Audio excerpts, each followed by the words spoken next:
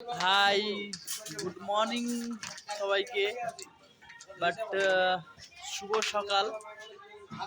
তো আমরা চলে এসেছি হায়দ্রাবাদের একটা বিল্ডিংয়ে আছি।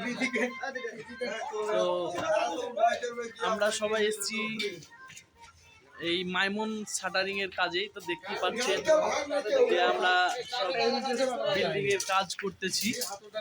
বাট আমাদের এই মিস্ত্রি এটা আমাকে ইয়ার্কি করছে।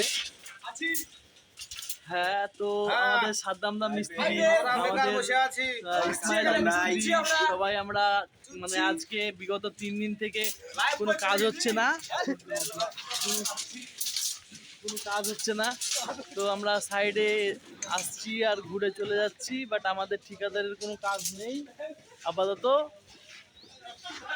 ঠিক আছে বস, গাইস, আবার দেখা হবে নেক্সট ভিডিওয়।